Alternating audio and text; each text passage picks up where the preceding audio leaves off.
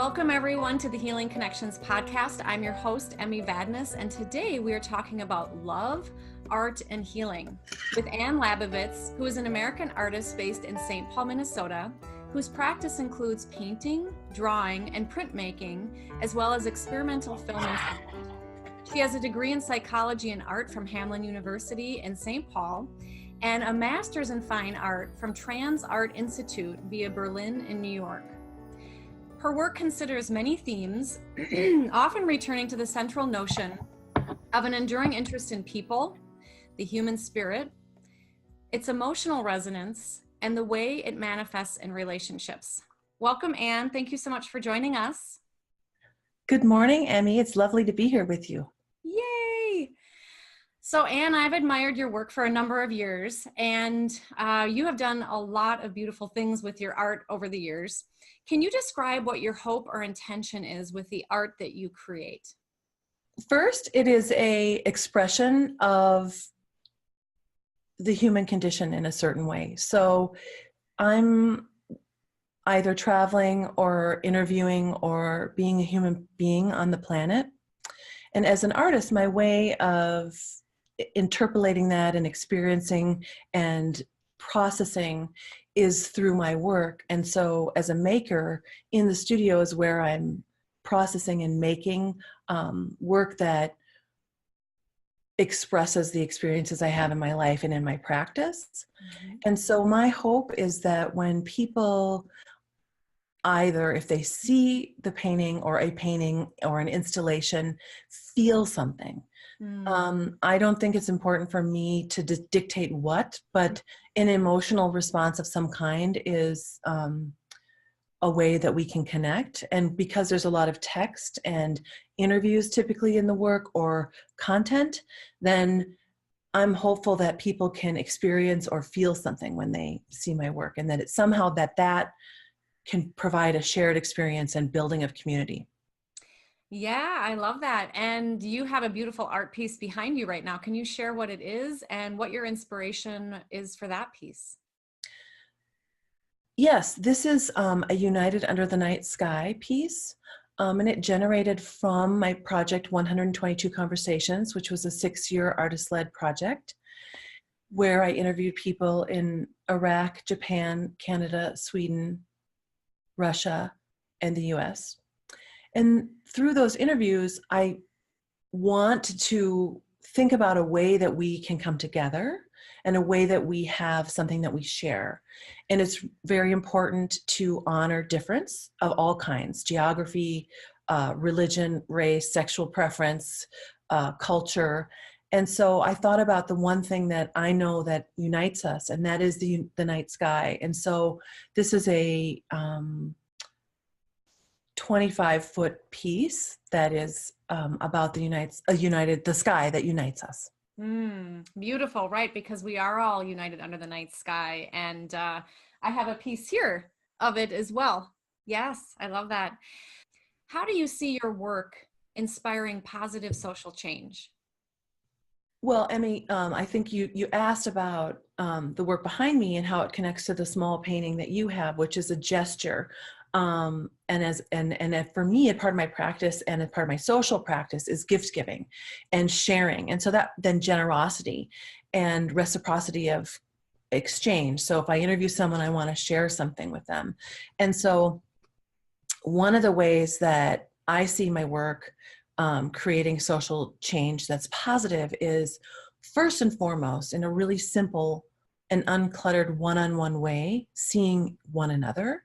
I feel that is primal to our breathing on together.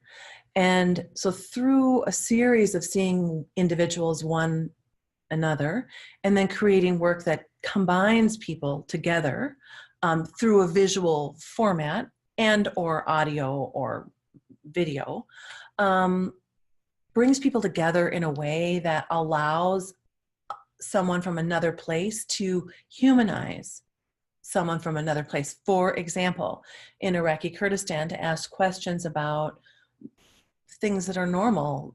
And by normal, I mean, okay, that's not the right word. So what I mean is things that we do as humans. We get out of bed, we eat breakfast. How do we do that? Where do we share space? Who do we share space with? What kind of things do we do together?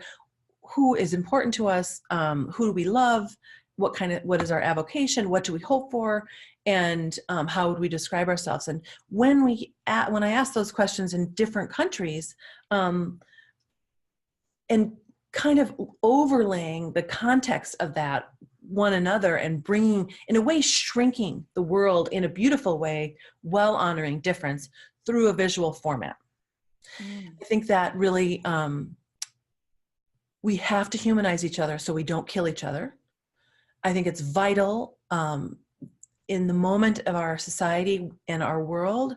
It is a powerful call to action that each of us do our part in seeing one another so that we can help each other, be human together, and love each other in some way. And so as an artist, that's what I'm doing in my way. I'm not a politician. I'm not exactly a therapist, although that's part of my work. And I see my practice as part of being a human being and breathing air and oxygen and sharing it on the planet with you and anyone I share it with. Thank you for that description. And that is a key component of what you have done with your most recent exhibit and art project, is the 122 Conversations, where you did interview people from these various countries that are the Duluth, Minnesota sister cities. And I know that what's so important to you is that we do see ourselves in the other and the other in us. Can you share a little bit more about why that is so important for you? I mean, you kind of described a little bit now, but why that's important for you and what you learned in those conversations with all these people who seem to be from other countries or other places of the world. I think for me, on a human level, it all really started with my grandmother.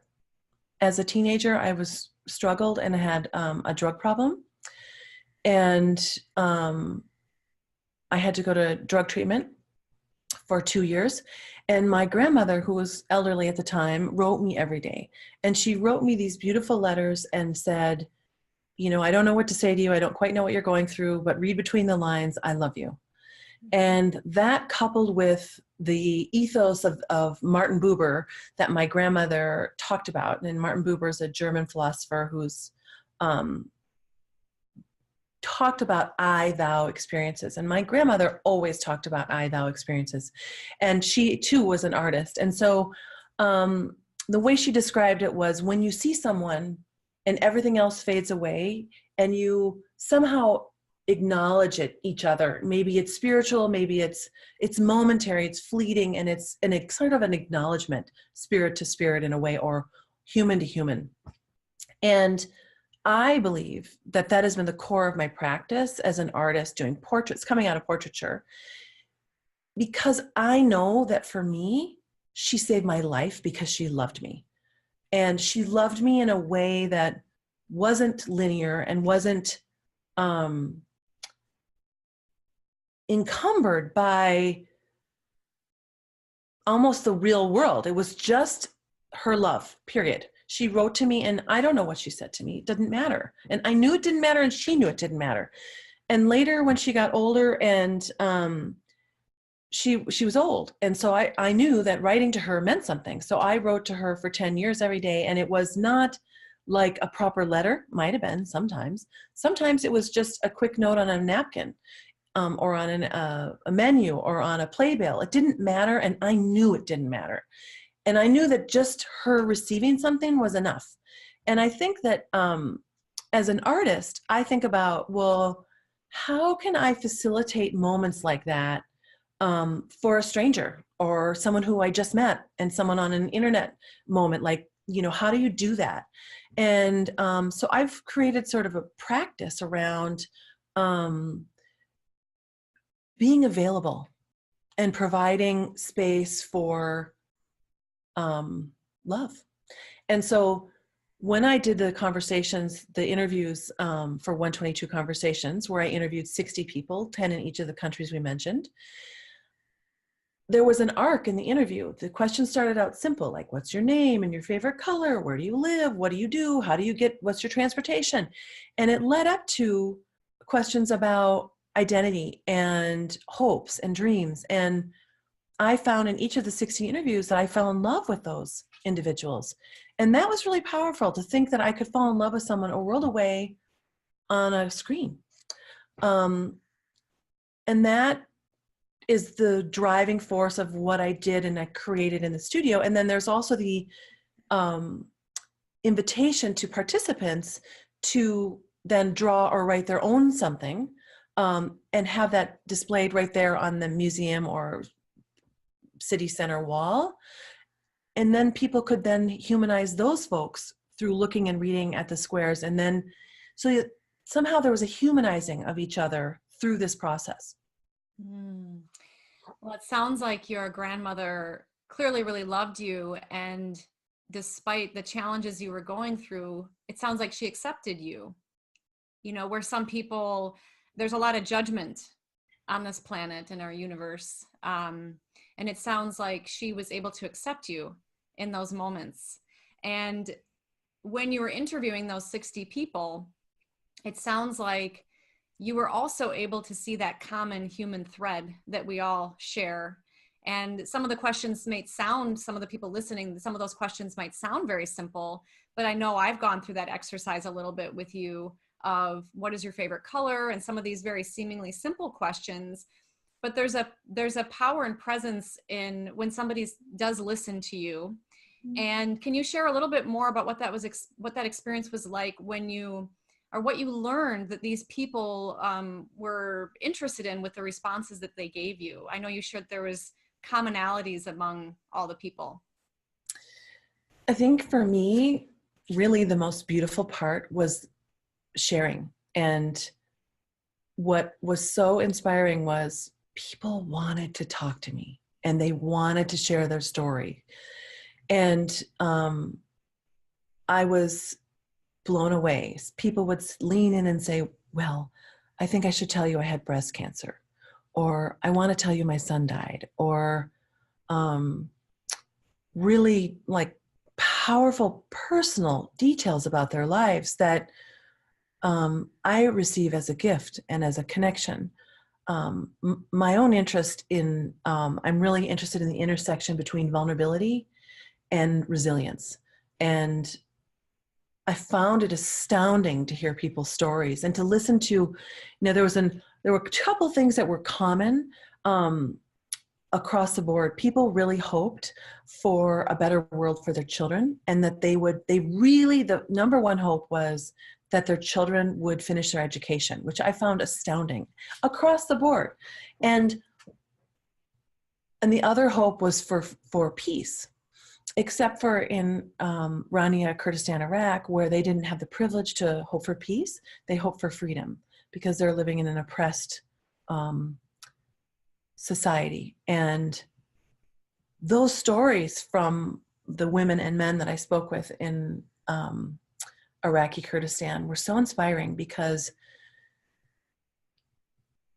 they're human and beautiful, and hope for their children to have a better world, and hope that their kids have education. And when you talk to someone in Russia, they also hope for that. And it doesn't mean that it erases our differences. In fact, it in a way, it amplifies our difference in a really beautiful way, because we are all human, right? Our humanity is what it is. And if you pause and listen, it's astounding what you find out. And what I found out was that there's so much extraordinary within the ordinary. And I think that's true of all of us. And it is my belief that if we could see that in each other, then the other, whoever the other person is who's not self, might also be able to see that in themselves and feel their innate value as a human being on the planet Earth. And that might help with our mental health crisis, at least through acknowledging. And so I found it astounding to talk to people, and it gives me it feeds my soul, feeds my practice, and spurs me on. Well, thank you so much for all that you have done and continue to do. And right in that moment where we are seeing the other and the other is seeing us, we can merge in that place of presence, unconditional love, unconditional acceptance, and how you just described. I am a therapist, a healthcare practitioner, and have done a fair amount of deep inner healing work with myself and people who I've had the honor to serve. And it does seem that a core component when we get behind, what seems to be troubling the person often is a sense of lack of self-love, self-acceptance, valuing themselves and having a sense of worth. And, you know, the saying that world peace begins with inner peace, I can see that what you're doing through these social interactions is very powerful for the planet. So thank you for that. And I also really appreciate how when you had your exhibits that you would, can you describe a little bit more about, you would actually have the participants be participatory, echoing the process of what you did with these folks from all these different countries. And then they were able to engage, you know, with your art pieces or create their own art. And can you share a little bit more about what that process is like? I developed a pedagogy around the project because I recognized through working with individuals in the different countries that the questions and having role playing of the questions really provided students and others with an opportunity to see someone else and to take a moment, like within a structure. So I developed this pedagogy and implemented it in more developed in Sweden, where I was able to work with a colleague there, and we were able to invite recently arrived refugees from all over the world. They were not a unified group, and they were living downtown in an old hotel. There were 500, and we were allowed to invite the women and children to the gallery. And it was astounding because we didn't share a common language or really a common culture, because you had the Swedish, and so there was no real common something except that we came together. And I was sure that what needed to happen was to share love and kindness. And so I hugged everyone who wanted to be hugged on the way in and on the way out, and we created this really beautiful moment of creativity, and they were excited and took pictures and participated. And the way that people participated with the traveling exhibition, which went into a suitcase, was I created squares from a big piece that were cut. So there's this idea of a pie cut into small papers and different colors. And then people can write or draw their own story on the squares. And imagine maybe there's now, I should really know the number, but let's say there's more than 1,000 or more, couple thousand squares from each of the countries that really tell a story. And in the end, it felt like they were love notes to Duluth, because all the exhibitions happened pre-Duluth. And so there was always a space for participation. And what that did was it created for every country, then a subsequent country could then humanize the country previously, because they could see their stories, which were shared as a practical matter on an apron. And in Duluth, we exhibited many of them from, several hundred from each of the countries. So there was a place where kind of a leaning in, if you will, of people towards their countries that was really beautiful and true to their voice, because it was what their voice said. And it inspired me so much that for the grand opening, I created a performance called Love Notes, where I had 20 wonderful participant volunteers wearing aprons and passing out these squares that we had from each of the countries, so you could get a love note from one of the 6 countries. You've described this somewhat already. Can you share a little bit more about how do you feel love is important in the context of art, or how art can be healing? I think that love is a universal healer. And when I talk about love, I talk about it, I mean embracing humanity. I mean kindness, compassion, thoughtfulness, consideration, the kind of love that embraces you perhaps without seeing you. Love is what, I guess it's the unspoken truth. Love is one of those funny words where if you talk about love, it can be really gushy and ushy and soft and smushy. And that's wonderful. And that is a beautiful kind of love. And I think for me as a professional artist, the kind of love that I'm talking about is humanity and loving one another and kindness, compassion, thoughtfulness, consideration, hope for one another, reaching your hand out when someone is troubled to offer support and love and kindness. And it's different than the gushy-wushy love, because it's more of, it's hard to describe in words actually, but the way I think of my job as loving within my practice is the kind of in some ways it's leaning in, and in some ways it's listening.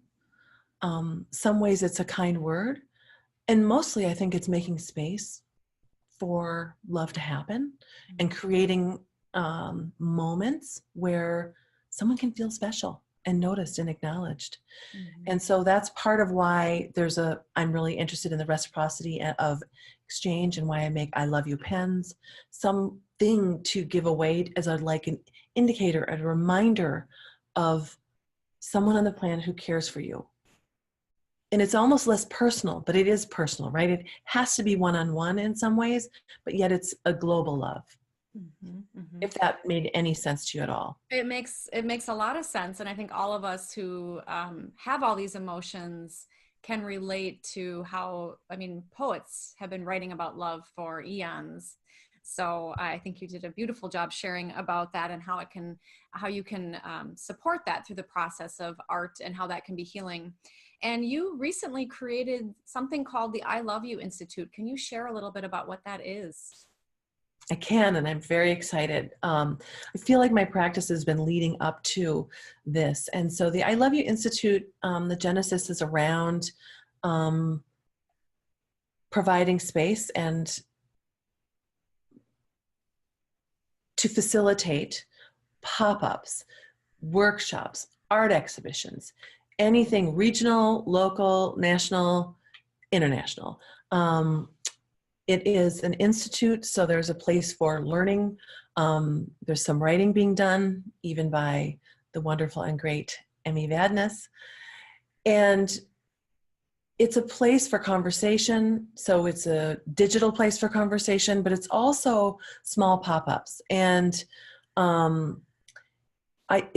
learned a lot through 122 Conversations and the interview process, and my practice has really developed. And I've partnered with Megan Johnston, who is a curator and museum specialist. And we have partners all over the world, great many partners in the healthcare industry or sector, and wellness and art and human services. And so the idea is to promote love, is to normalize I love you, is to create moments of opportunity where I, the artist, can see you, the viewer and or participant. You, the viewer, can see other participants. You can see yourself. So there's a making aspect to it. So the pop-ups have making. So for example, next week, our very first pop-up will be creating love notes for random people that we send to in the phone book. And I will be doing it at the university in Duluth with the partners from the education department, the art education department there. So it could be that, it could be something much broader. For example, at an airport or a health institution, might be working with people in a juvenile detention center. That is a place where I love to go because I feel real connection and power there. And always want to provide as much assistance in making space for making and humanity there. It's in its formation stages. Think of it like an umbrella that will encompass my practice for the next 2 to 3 years. And that's exciting for me because having worked on 122 Conversations for 6 years, I loved the in-depth research and process around a project. And so this project came out of thinking, what am I going to do next? And what can I do from what I've learned? And so I feel ready. I feel like my suitcase is packed, my tools are ready, and it's going to develop in amazing ways. So some part of it will be an exhibition at a museum, which might be works that I've created that are interpolations and experiences with the public. Because as a maker, I'm a painter and I want to make. And some part of that might be social participation, either through video or sound or making something. But it could be as small as me standing on the street and passing out my I love you pens with an apron and having moments and quiet discussions, or setting up a table and listening to people, talking to people, having a dialogue about love, what love means to you, and how to facilitate humanity in these urgent times. Yes. And the other piece around art and healing, a lot of people think about art therapy. I actually practice that, art and healing, in my practice. I've used that a lot for myself personally and find that to be very cathartic for people to be able to evolve their consciousness, process feelings, connect with their inner self, be able to move toward what they want in life by creating images of intention or manifestation. And you and I share a friend, Harold Adams, and he had a very powerful experience through his process of art making that was healing for him. In fact, Harold was a physician and an artist. And I want to just take a moment and just talk a little bit about Harold. Could you share, I know you two had a very close bond and relationship. Can you share how you met Harold and a little bit about your connection with him and his story, if you would be so kind, around how he felt art healed him? Well, I loved Harold. Harold would have been 95 this December 18th, but he passed just before that, shortly before. I met Harold at Hamline University. He had just retired from his practice of OBGYN, where he was a very renowned and excellent obstetrics and gynecological doctor. And he was also an artist. He had been diagnosed shortly before he arrived at Hamline with chronic severe hepatitis C.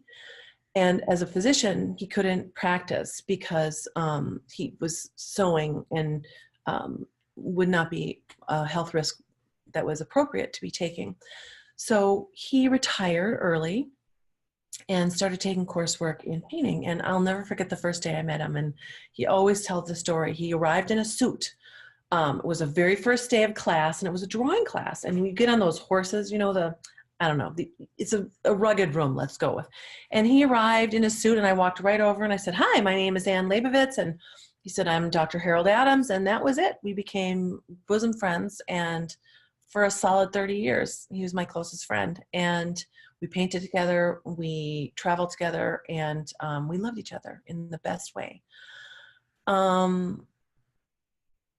He was diagnosed with this hepatitis, as I mentioned, but he didn't mention anything. 8 years later, so as we were very, very close friends, as I mentioned, we had parties together. As you know, we cooked together. We had so much fun. He one day said, "Well, I've heard," he finally fessed up that, "Okay, I have this hepatitis C and I've learned of a treatment at Mayo Clinic, and I'm going to go down and I'm going to do it. It's going to be painful and it's expensive, but I'm going to do it because I have to have my life back." Because they had told him initially that he had between, I think they said like 8 weeks and 8 years to live. And so I think at the 8-year mark, he thought, okay. And, but there was this new treatment he learned about on TV. And he went down there and he tested and didn't have it anymore. And they were astounded. And later he went on to get his Master's of Fine Arts at the University of Minnesota, and he did his thesis on art and healing, which is fascinating because he came out of the medical profession in this kind of strictest way, best way I can say. And he really believed that through his art making, it cured his hepatitis C, which is astounding, actually. And he continued to practice for years until he died.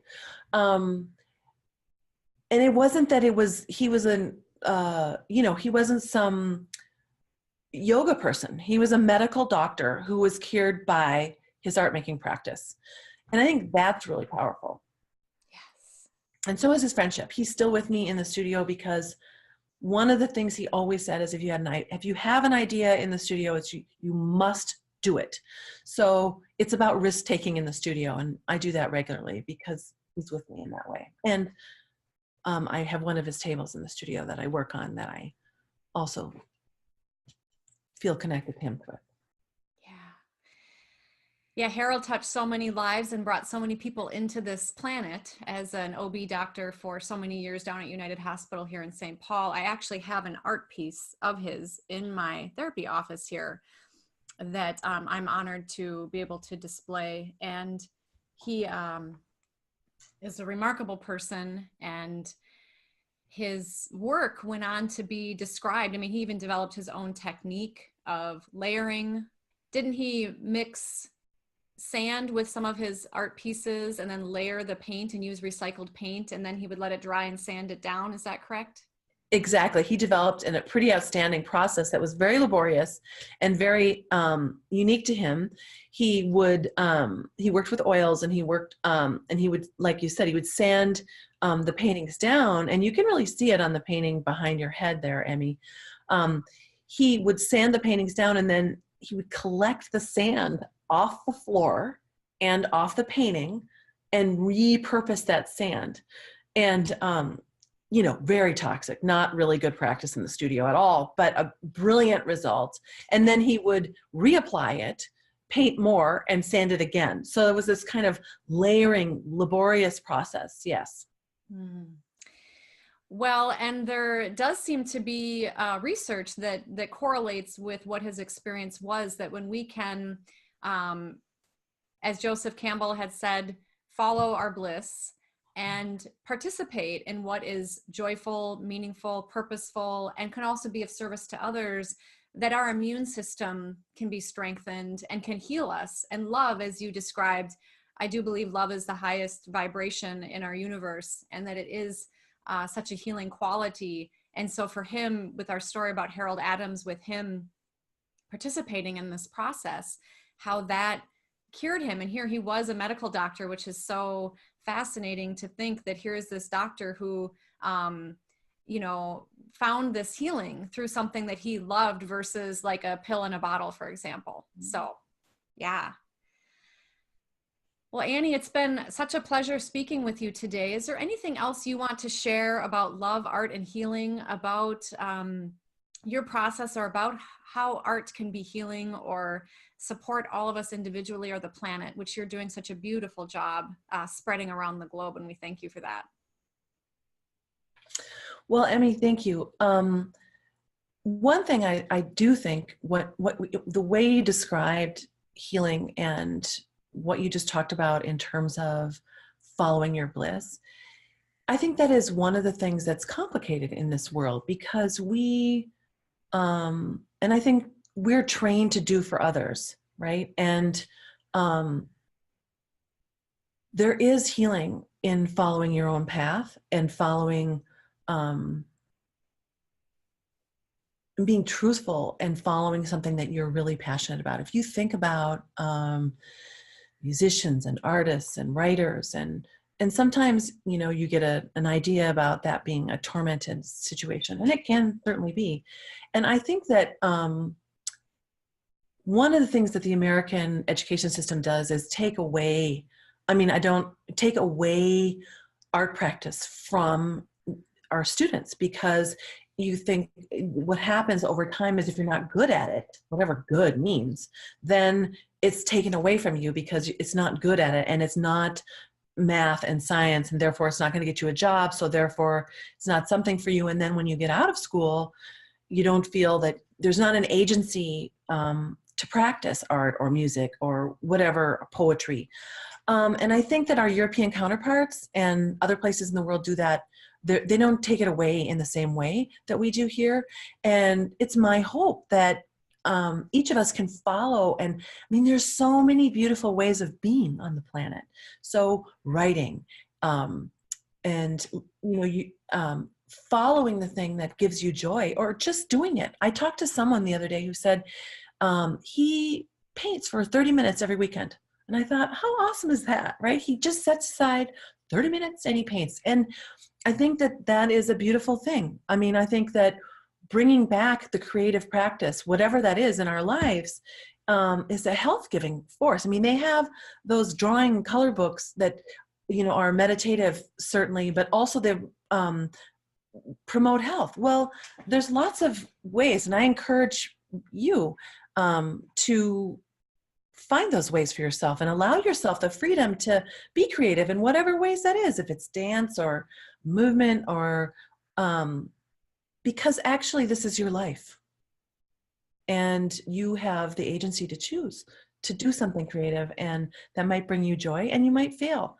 And what I have learned about failure is that I learned so much more from failure than I could ever possibly learn from being successful. And I think once one can embrace that as an attitude, there's freedom there and there's power there, because life is full of bumps and bruises for all of us.